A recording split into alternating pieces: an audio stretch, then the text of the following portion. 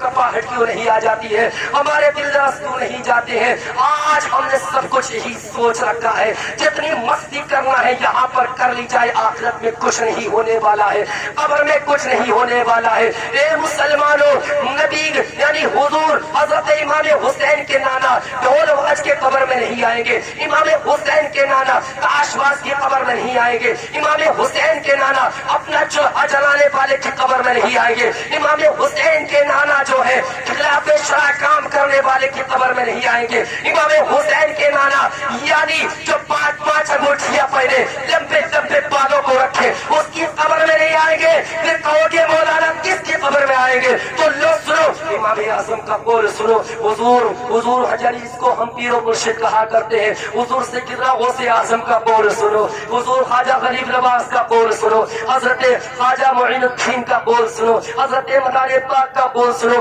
हुजूर आला हजरत का कौल सुनो, हजरत काबा की हजरत अली की बात को सुनो, हजरत उमर की बात को सुनो, हजरत फारूक आजम की बात को सुनो, हजरत उस्मान गनी की बात को सुनो, अरे हजरत सिद्दीक अकबर की बात को सुनो। क्या वो मकाम तुम्हें याद नहीं है, किस मकाम पर इन जालिमों ने मेरे नबी सल्लल्लाहु अलैहि वसल्लम के घर पर पहरा दिया है। ये जालिम वहां पर खड़े हुए हैं, वहां पर खड़े हुए मेरे नबी के दरबार में खड़े हुए हैं। कसम रब्बे काबा की मेरे नबी अपने घर से निकलने के बाद में गारे सौर की तरफ जाते हैं। हजरत अली हजरत इमाम हजरत सिद्दीक अकबर रज़ियल्लाहु ताला अन्हु ने अपने कांधों पर किसको बिठाया है, मेरे नबी को बिठाया है। बिठाने के बाद कहाँ जाते हैं, गारे सौर के अंदर जाते हैं। गारे हीरा के अंदर जाने के बाद में उस गार के अंदर गए और जाने के बाद में उस गार को साफ किया है, और साफ करने के बाद जहाँ जहाँ छेद हो रहे थे, जहाँ जहाँ सुराख हो रहे थे,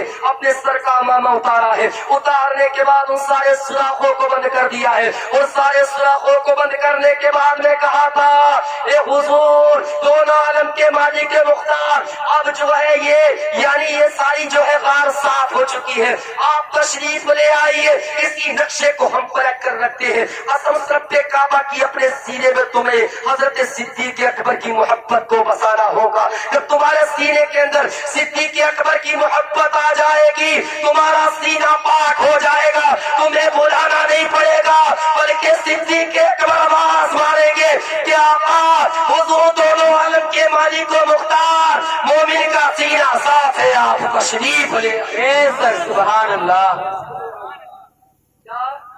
आप तशरीफ ले आइए।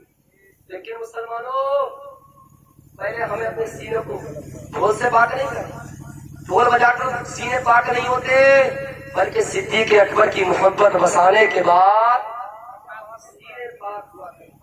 उमर फारूक आजम रज़ियल्लाहु ताला की सीरत पढ़ने के बाद सीने पाक हुआ करते हैं। उस्मान गनी की जिंदगी पढ़ने के बाद सीने पाक हुआ करते हैं। अरे मौला अली बाबे खैबर को उंगलियों पर जिन्होंने नचा दिया, उनकी हयात तय्यबा पढ़ने के बाद मोमिन के सीने पाक हुआ करते हैं।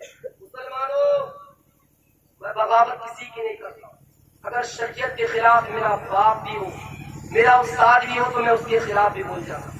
कई उस्तादों ने मुझसे शिकवा किया है, कई उस्तादों ने मुझसे शिकायत की है, मौलाना आपको अल्लाह ने इल्म दे दिया तो आप हमें भी नहीं छोड़ो। मैंने कहा बिल्कुल नहीं छोड़ूंगा, अगर आप शरीयत के खिलाफ बात करेंगे तो आपकी बात को मैं जरूर पैगाम करूंगा, लोगों के सामने बयान करूंगा, या तो आप इसको छोड़ दीजिए। अल्लाह ने आपको मेरा उस्ताद बनाया है, लेकिन बोलने का हक मुझे भी दिया है। अरे इमाम हुसैन की और यजीद की राय क्या थी? इमाम हुसैन कहते थे गाना नहीं बजने दूंगा, इमाम हुसैन पाक ने कहा था ढोल नहीं बजने दूंगा, इमाम हुसैन ने ये कहा था कि मैं बुरे काम नहीं करने दूंगा, लेकिन यजीद कहता था मैं शराब भी पीऊंगा, ढोल भी बजाऊंगा, बुरे काम भी करूंगा, नाजायज व हराम भी खाऊंगा, सारे काम करूंगा, लेकिन तुम नहीं रोक पाओगे। तभी तो ये जंग हुई। अब एक नजारा मैं तुम्हें दिखा दूं, उसके बाद सही साथी तकरीर होगी, उस नजारे को आप सुन लीजिए कि जब जंग कब हुई है।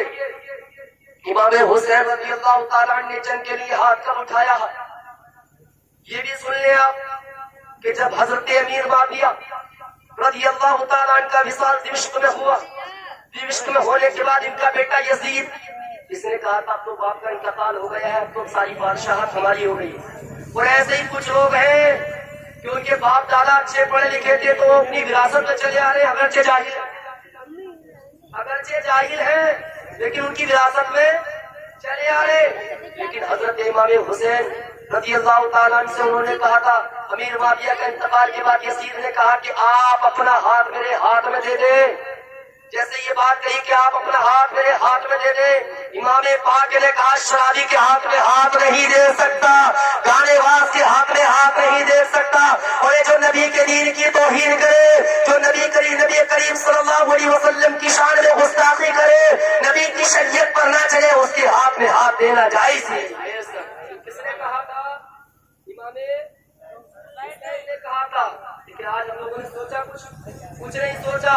ہم نے ایسوں کے ہاتھ میں ہاتھ دے دیا جنہیں کچھ علم ہی نہیں. لیکن سنو مسلمانوں، یہ ساتھ کیا ہو رہا تھا؟ امام حسین رضی اللہ تعالیٰ عنہ وہاں پر موجود ہے. امام پاک رضی اللہ تعالیٰ عنہ کے سامنے یہ کیا کر رہا تھا؟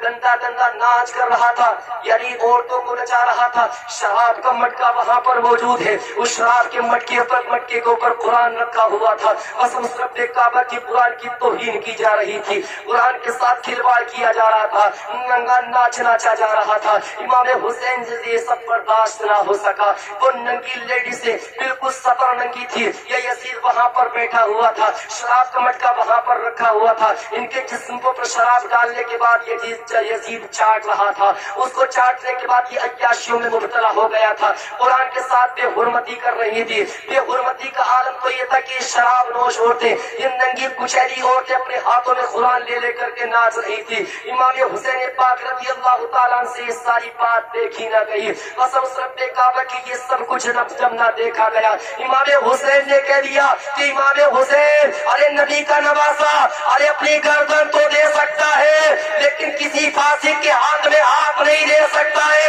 اگر تیرے اندر دم ہے تو آجا میدان کربلا میں. تو معلوم یہ ہوا امام حسین کا نام آج بھی زندہ ہے اور یزید آج بھی مردہ.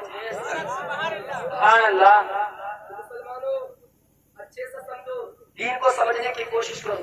بتانے کے لیے بہت کچھ باتی ہے لیکن اللہ نے عقل تمہیں بھی دی ہے. اس عقل سے قرآن کو سمجھو. میں کسی کی مخالفت نہیں کرتا ہوں لیکن جو شریعت کے خلاف بولتا ہے میں ضرور اس کی مخالفت کرتا ہوں. اللہ تعالیٰ کی بارگاہ میں توبہ کرتا ہوں کہ میرے بولنے میں جو بھی ہوئی غلط اس کو معاف فرمائے خدا کی ذات. وما علینا الا البلاغ. السلام علیکم ورحمۃ اللہ تعالیٰ وبرکاتہ. ہلو، سبحان اللہ اور ماشاء اللہ.